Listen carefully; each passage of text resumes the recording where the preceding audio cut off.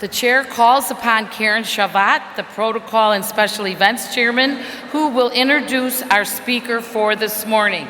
Karen. Thank you, Madam President. Good morning, ladies. I'm so excited to introduce today's keynote speaker. Having just retired from a 20-year career in law enforcement, he comes from the intense world of the SWAT team, where he worked as a hostage negotiator, trained in negotiation by the FBI and at Harvard University to bring verbal influence and peaceful resolutions to even the most challenging situations. He is a partner and co-founder of the Negotiations Collective, an international negotiation and conflict resolution training firm. As a global keynote speaker, his talks are more than just words.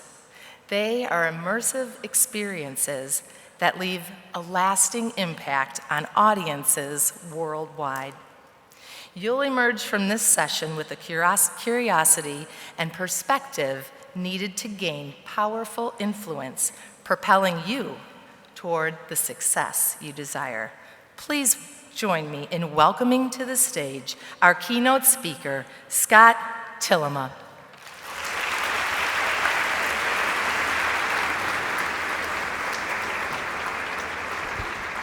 Thank you. Thank you, Karen. Madam President, thank you for the honor to be here. GFWC 2024, good morning. How is everyone doing today?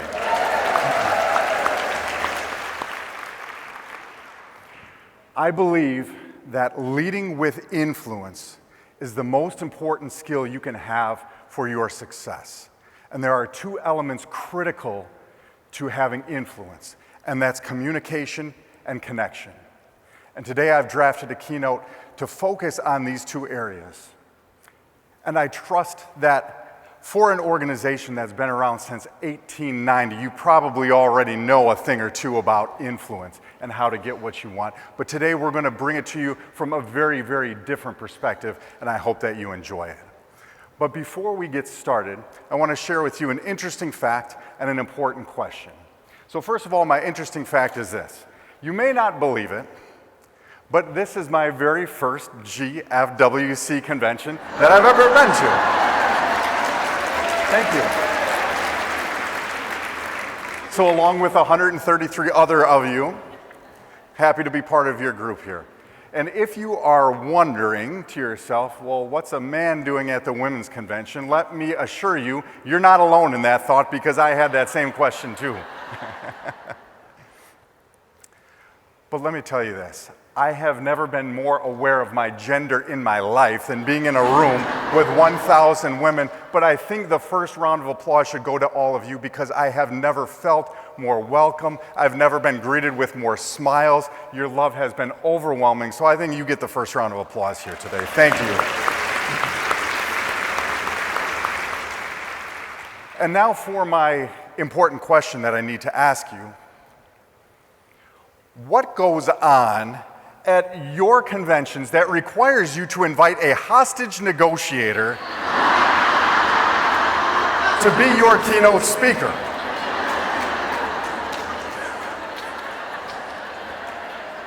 And I had been thinking about that, but then I was invited to your welcome banquet last night and I got my answer. And I thought that we probably not only needed one, I should have brought the whole team. So I think that we are ready to go today. So I like to share my work as a negotiator, and people always want to hear the good stories. So I have so many negotiation stories that I want to share, but I think that you would really be interested in hearing my most intense negotiation of my life. And it goes like this. This is my puppy. Her name is Princess Arfi Rapunzel Tillema of Tuscany. If you're wondering, yes, we have 3 small children at home. And let me share with you the story of how she came into our lives. First of all, where are my pet people at in the room? Oh my goodness. All right, so if you did not just raise your hand, I'm one of you, right? I don't know how this works. My wife, who is an animal lover, says to me, hey, Scott, The local animal hospital is having a day where the public can come in and love these animals that are kind of sick or lonely. And as a professional negotiator, I know the importance of asking good questions. So I asked the question, well, how much is this going to cost? And she says, nothing, it's free, the public is welcome. And that's terrific because I live out in Algonquin, which is way that way, and the Chicago Brookfield Zoo is way this way, and there'd be a lot of traffic and it'd be really expensive. So I thought this would be a free trip to the zoo. So we pack up the 3 kids and we go for a drive in the car, beep, beep, and we get to the animal hospital. And when we get there, we're greeted by one of these people in the volunteer, the helper t-shirts. You know who I'm talking about, right? Hi, family, come on in. And he brought us into the little house and opened up the first door. And when that door opened up, where did my puppy go? I had that little face looking up at me. And that was the moment that I knew I was in a negotiation that I was about to lose. Because my 3 small kids jumped on her tails going crazy, and she's this little ball of fluffy fur and love.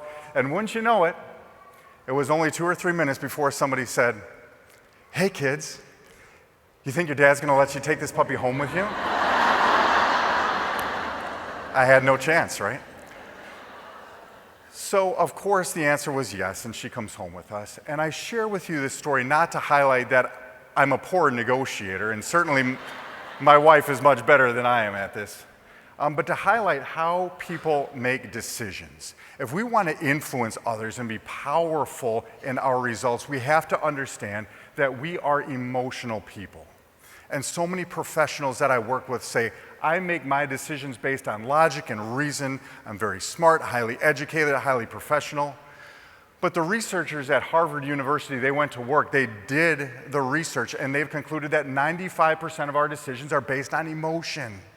And Chicago Booth just released their findings. 90% of our decisions are based on emotion, in the subconscious. And yet we try to be influential using facts, figures, data, and charts. And we've been told time and time again, don't be so emotional. We try to keep emotions out of the workplace, but this is what makes us human. This is what makes us special. So everything we do is driven by emotion.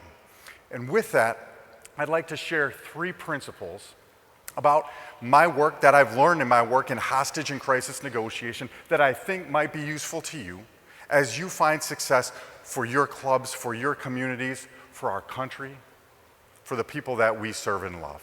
So if that sounds good and you're ready, let me hear you say, I'm ready. Are you ready? I'm ready. I love it. We have got 3 principles, and principle number 1, if you are going to be engaging in difficult conversations, principle number 1 is simple. Manage yourself first. So many people want to be powerful influencers, and they want to convince people and persuade them and get the results that they're looking for, yet they can't even control themselves. And I will tell you, I have been part of some pretty difficult conversations. And it's my sincere hope that none of you are ever going to be leading a hostage or crisis negotiation. But all of us are having difficult conversations, particularly the leaders in the room. And if we're not, we should be. And in even the most intense situations, I have found that my ability to manage myself first is foundational. Nothing else matters if I'm not in control. So let me ask you, what are your triggers? What could be done or said that might throw you off your game a little bit? And I know they're out there. And don't be ashamed if you say, you know, I've got some. I think this is a very normal, natural thing for all of us. And sometimes it's rooted in deep trauma. Sometimes we're just not even aware of such things. But managing ourselves is critical, and understanding what can be done, what can be said that's going to throw me off a little bit. So when it is done, it doesn't surprise you and you can manage your reaction. So I'd like to get going with a bit of an exercise, if that's okay with all of you. Now, we're not going to be doing exercise, but maybe an exercise. So here's what we're going to do. On the next slide, I'm going to show you a picture. I took this picture myself. Sometimes I just take pictures of things and throw them up in my slides. And what I want to ask you to do is maybe if you got a pen and paper in front of you, you can jot down 1, 2, or 3 words that best describe whatever you see on the next slide. Now, you don't have to pull out paper if you don't have it handy. I'm going to trust you, but no cheating, no peeking at your neighbor's paper. And just a couple words that best describe whatever you see on the next slide.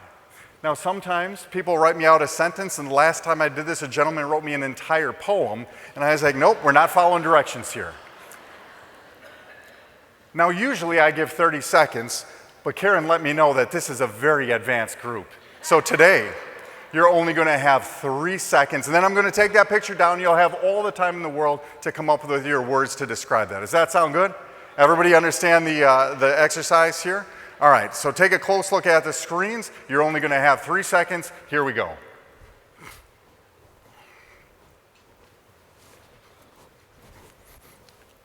All right, take a moment. Your 1, 2, or 3 words that describe whatever you just saw. So we're going to start over here on this side. Who'd like to share a word or two that comes to mind? Yes. Peaceful. Anybody else have peaceful? That's a great word. Thank you. Who would like to share a word or two on this side? Yes. Reflection. What a wonderful word. Thank you for sharing. Who's got one in the cheap seats back here? Shadowing. Terrific. Over here on this side. Yes, please. Serenity. That's one of my favorite words. Yes. I'm sorry? Serene. Yes. Light in the darkness. Yes. Calm, serene, gentle. Anybody else have calm? Did you feel calm when you saw that? Yes. Over here on the sides. Yes. Balance. Terrific. Yes. Sunset.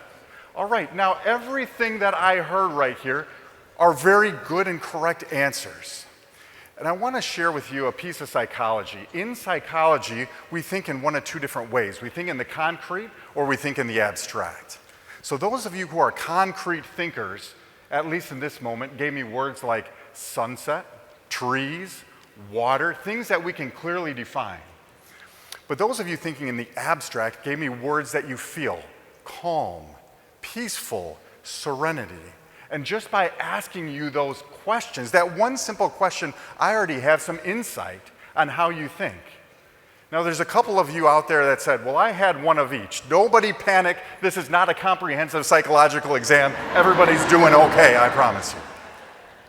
So I want to share with you up on the screen, this is the picture that I took, and all your words are absolutely perfect, how you described it.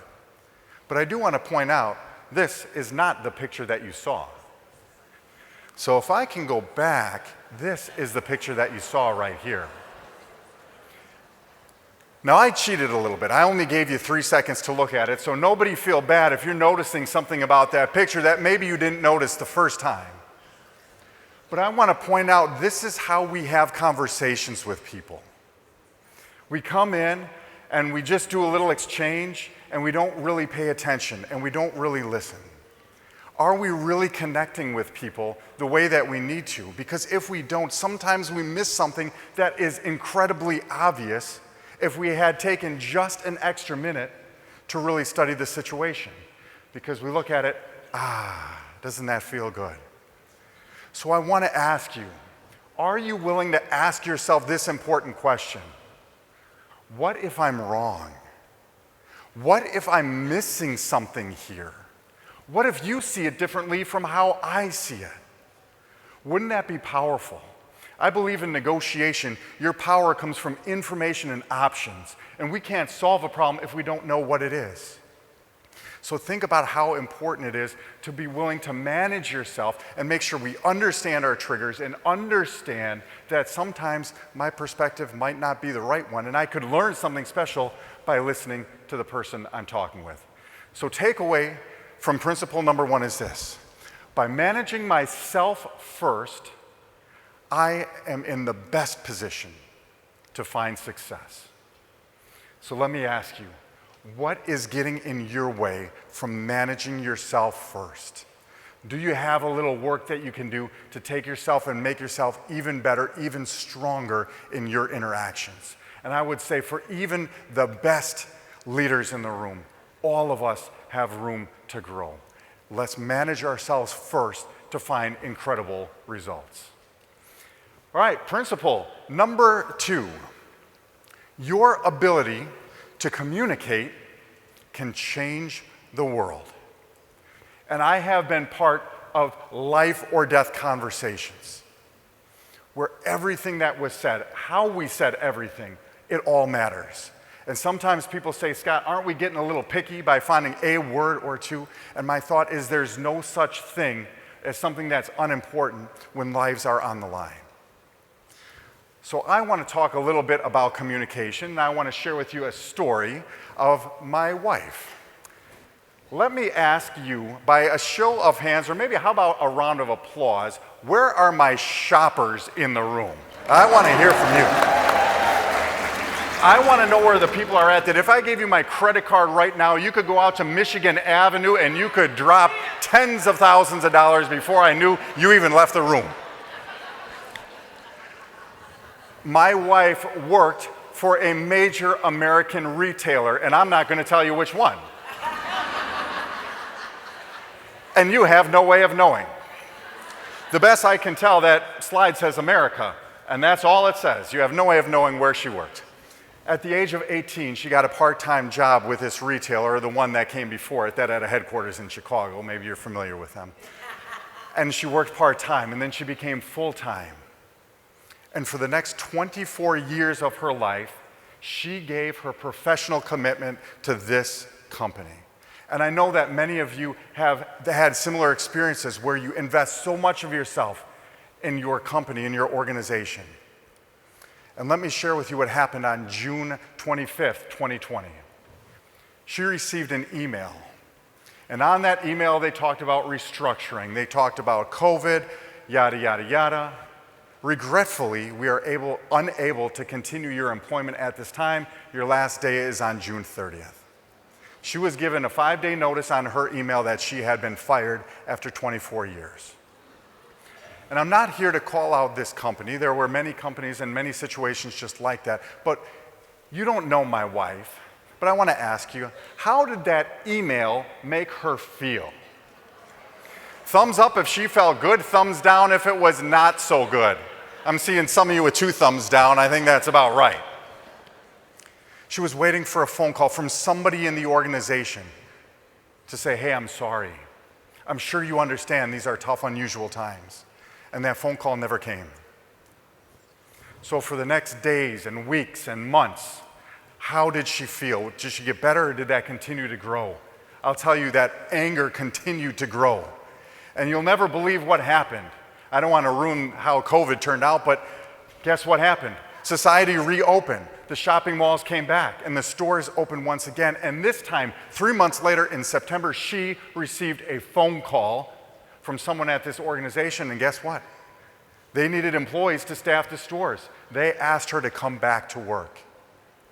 And after 3 months of thinking about how she felt and how she was treated by that email, what do you suppose that answer was when she finally had somebody on the phone? And how good do you think she felt when she said that? It felt amazing to her. How we communicate with each other is not something that we think about very often. So often we default to where we begin rather than where we want to go. Is email the very best form of communication in this situation? It might get the job done very quickly, but what are the results of it? It wasn't helpful. So I want you to consider not only what we say and how we say it, but what means are we using to communicate, and is that most effective for what we want to do?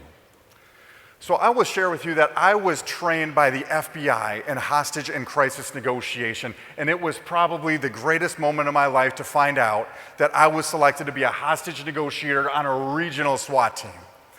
So they told me, you're going to go off to the FBI school and you are going to learn how to communicate and how to negotiate and how to influence at the very highest levels.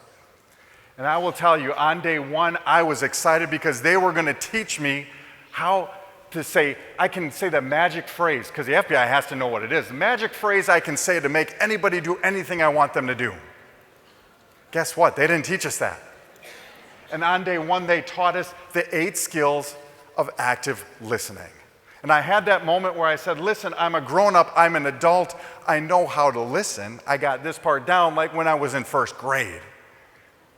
But on day 2, we were doing listening exercises and learning the 8 skills of active listening. Day 3, more listening exercises. And by Friday, I figure we have to be getting to the good stuff here pretty soon. Guess what we were doing on Friday?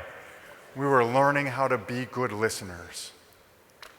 And we had to know what each one of these meant and the power behind it.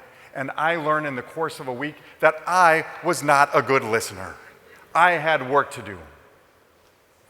And this one slide is probably 2 hours of our full day class on conflict resolution. But I do want to point out 2 that I think are really critical.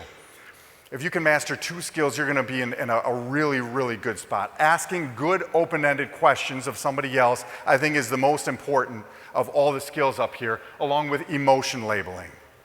Are we connecting not only with what's being said, but the emotion behind what's being said? Because people want to feel like they have been heard. And when people feel like they've been heard, that is when we start to find a real connection. So I want to ask you, are you a great listener? Is there room for improvement? And if you feel there is room for improvement on your ability to be a great listener, I want you to study these 8 skills and put them into practice. And I promise you, nobody has ever told me, hey, Scott, I've been working really hard to become a better listener, and I am a better listener, and the people around me, well, they don't really like that so much. People are going to notice when you invest in your communication skills and say, I am going to get even better. If I say the words, Mary had a little lamb, do you know what I'm talking about? Everybody know what I'm talking about? Okay.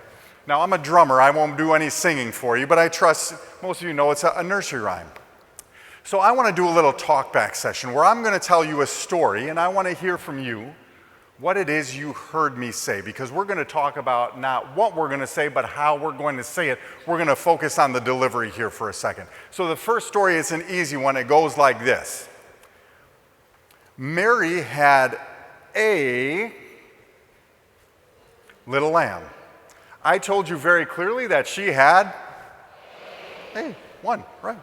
So what if I told you a completely different story? And the story goes like this. Mary had a little lamb. I told you very clearly that the lamb was small, tiny, right? What if I told you this story? Mary had a little lamb.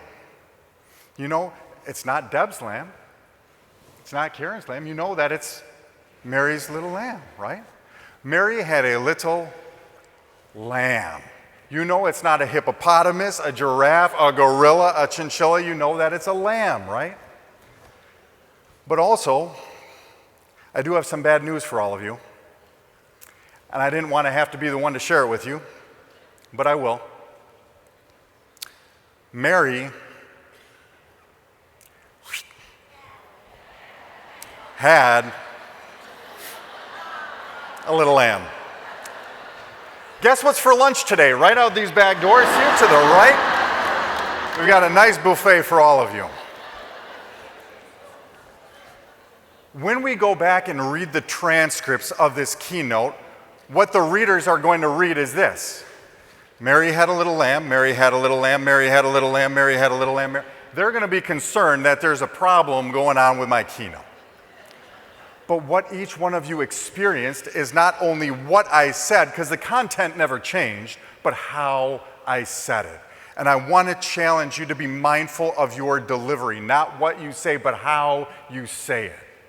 And I cheated a little bit. I threw in some of those body language techniques that are so powerful in communication.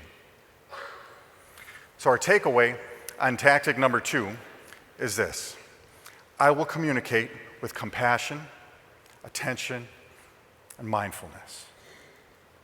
There is no such thing as a throwaway conversation. There is no such thing as somebody who is unimportant. I want you to think back in your mind to the most important relationships you have in your life today. I bet you don't recall that very first conversation of many of them, because that first conversation was probably another introduction, probably no different than any other person that you met. We don't know where we can build connection. And our ability to build that connection begins with our ability to communicate. And I want you to be great and powerful communicators. We're cruising right along. Principle number 3 is this: always create connection. Because if you are not creating connection, I will propose to you that you are creating disconnection. And some people say, well, I'm just kind of being here. If you are not creating connection, you are creating disconnection, even when you don't know it. So I want to introduce to you, this is Emma Jane Thomas. She's a singer-songwriter from the UK. And in 2006, I flew over to London and spent some time in London. And I was by myself. And one night I was walking down the street and I heard a song that was familiar to me, but I couldn't quite place it. And it stopped me in my tracks. And what was going on was I could hear a young woman singing, and she was playing piano. It was beautiful. And I knew the song, but I couldn't place it. And then it clicked in my mind. I said, I know this song. It's Sweet Child of Mine by Guns N' Roses. But I had never heard it played on a piano before. It was beautiful. And if you know the song, you know that it starts with a really nice electric guitar riff, right? So I stopped and I went into this pub and I spent the next hour listening to this woman play piano. And she was beautiful. She could sing these songs and it was amazing. I will tell you that my entire life I was a musician. From 6 years old, when I was in the first grade, I started taking piano lessons. And throughout school, I continued to play piano, and then I started playing the drums. And by the time I was 21, I was head of the drum line at the University of Wisconsin in the marching band. I loved music. That's my band over here. That's my music friends. Also, does anybody know where the Wisconsin delegation is at today? Hey! I was kind of a big deal in the marching band at Wisconsin. I don't like to brag. But in 2002, I had to graduate, and we move on and we go get a job and join society. Very focused on my professional work. And there was one thing I left behind, almost inadvertently, my love of music. I went from playing in the marching band in front of 88,000 people at Camp Randall Stadium to going on and doing my job. Now I was in law enforcement doing a new thing, and I had forgotten about music.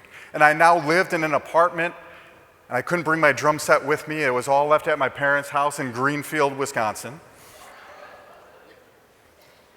And at that moment, listen to Emma Jane play. She reconnected me with my love for music.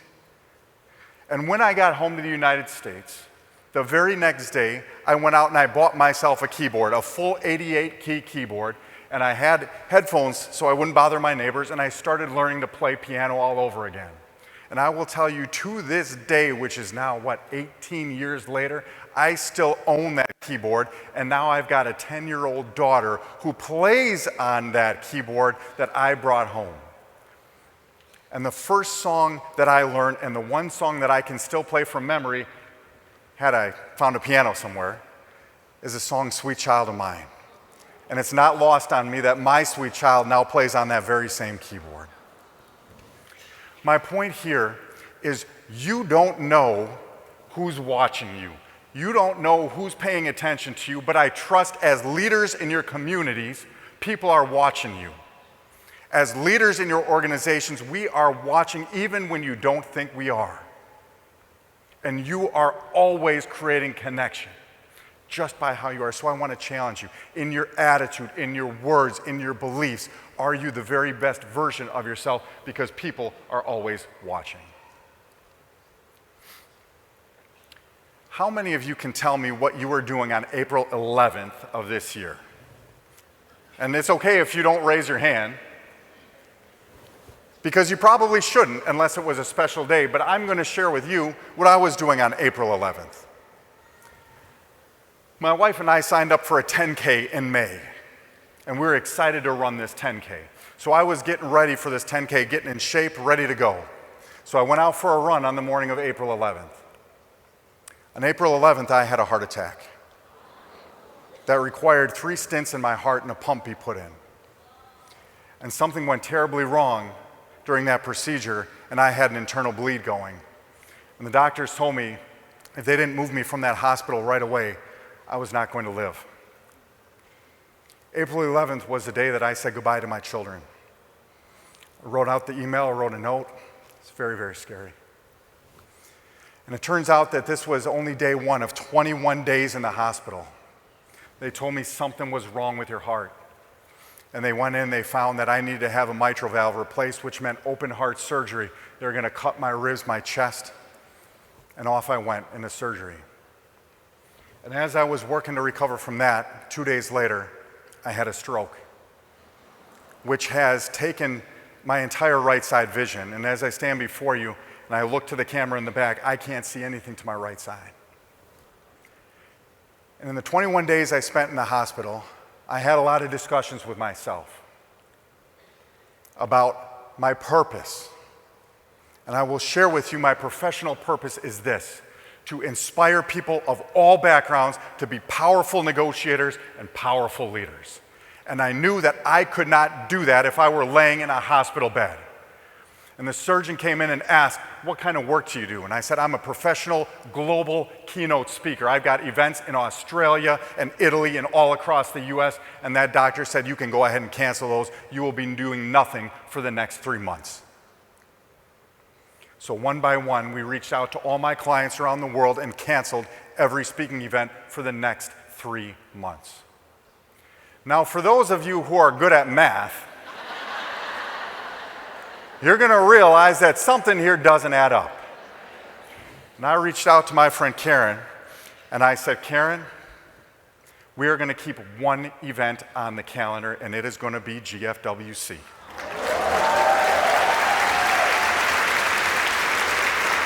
Because every day we have a choice for how we are going to show up. And I want to share with you the power of connection.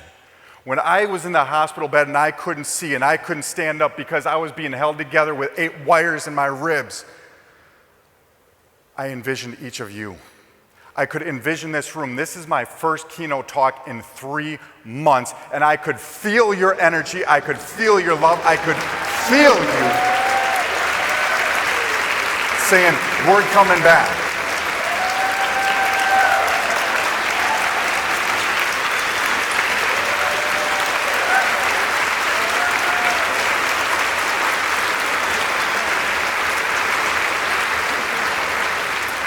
And I will tell you, it is because all of you that I am here today. Because I could have made the choice, I'm just going to stay home. I'm just going to give up on this. My wife's got a job, she's got insurance, she can take care of things. But when you are connected with your purpose, when you are connected with one another, we can do amazing, amazing things. So we've covered, thank you. Principle number 3, here's your takeaway. Connection comes before influence. If you want to influence others, if you want to achieve great things, it begins with connection. And I teach hostage negotiators from across the country, and I tell them, your job is not to free the hostages, your job is to create a bond.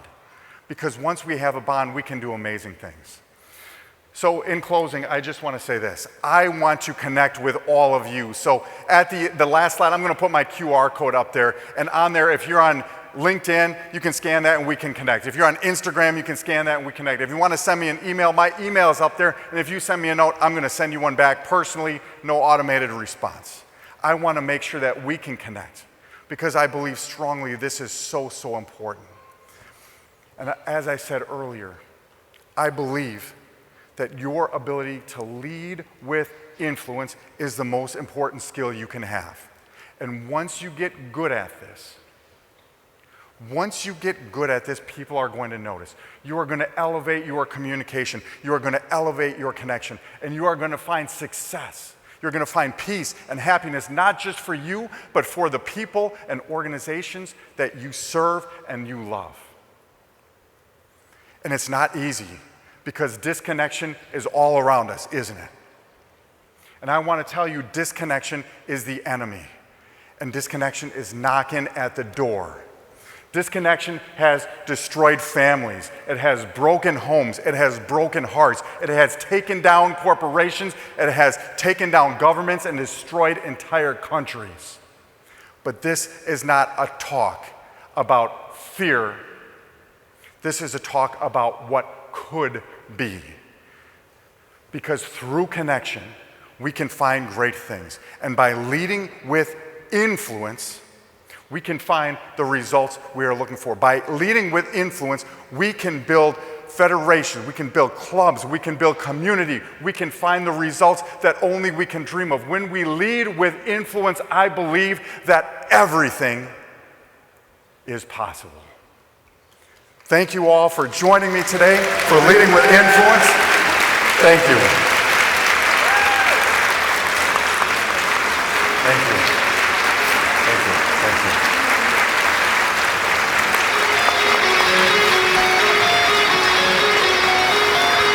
Thank you.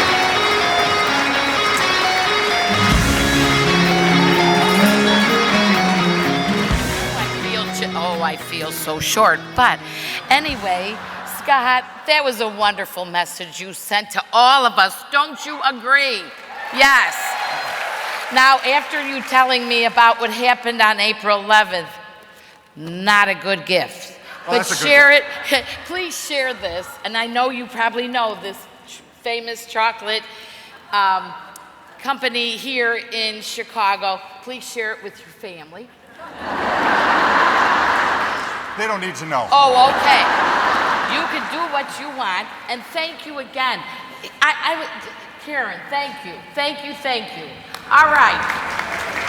Very good. Thank you. Yay.